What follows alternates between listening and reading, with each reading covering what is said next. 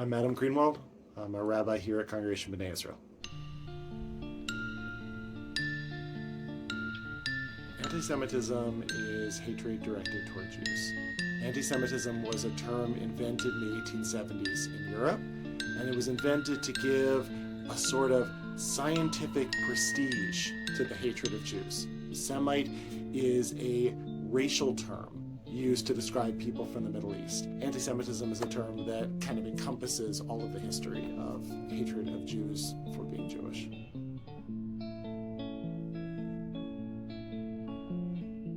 Was last summer, our synagogue was swatted in an anti-Semitic attack.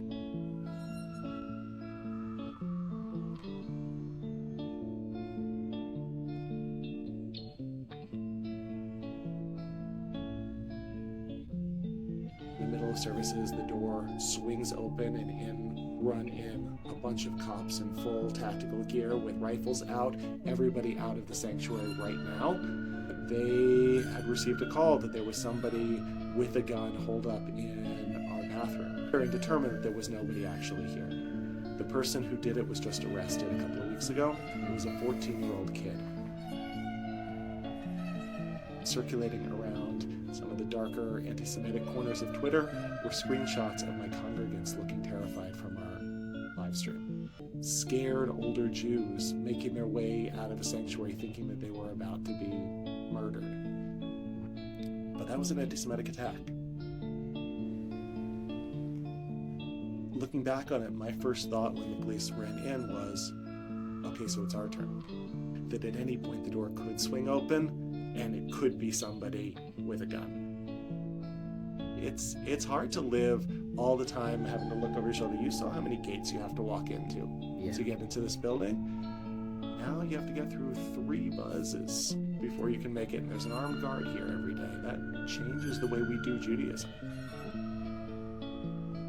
There was a shooting a few years ago, killed people in the synagogue. That was shortly after the Tree of Life shooting in Pittsburgh that killed 11 people in the synagogue.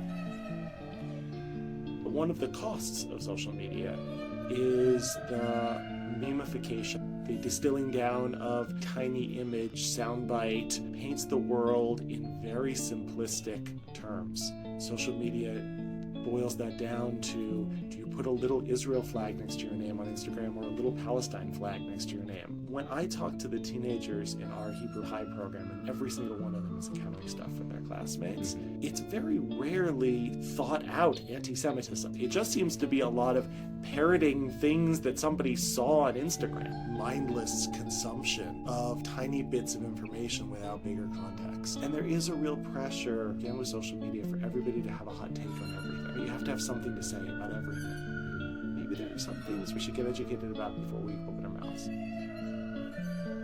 Most Jews, not all Jews, and that's important, but most Jews are white presenting, which in America generally translates to being in a position of greater privilege, saying that Jews are only white people and ignoring the fact millions of Jews are from the Middle East and North Africa and various other places is itself a racist act.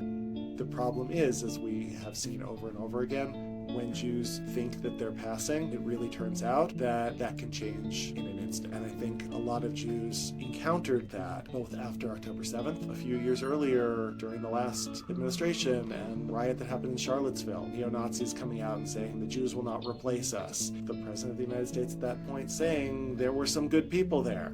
Whatever your political opinion, that for a lot of Jews was a scary moment. Turns out from all different quarters and all different sides of the political spectrum, it's still there. It's just buried under a very thin layer of topsoil. I think it is rare, even today, for people to come out and do what your neighbor did to your mother.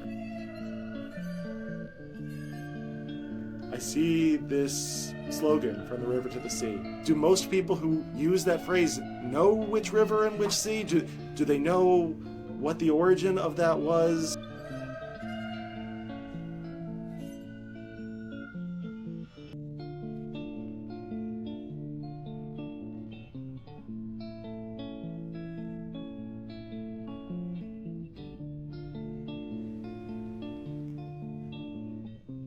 Or why it's used or what it's actually calling for? No, people just say the phrase, right? At the Oscars, there were a number of people, actors, wearing a red hand pin. I don't know if you read about this.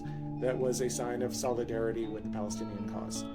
The origin of the red hand pin was a very famous image following a Palestinian abduction and murder of Jews, in which the guy who did the killing held his blood-soaked hands up to a window, and they were photographed.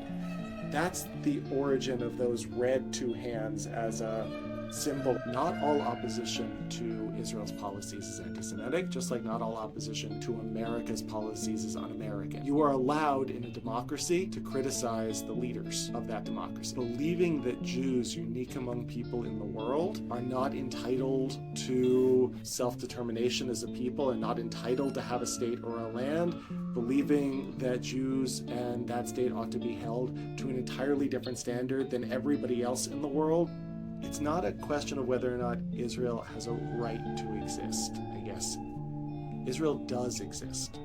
But nobody asked the question of whether America or France or India has the right to exist. They do exist. Okay. Thank you, Josiah. That's great. Thank you for the great question.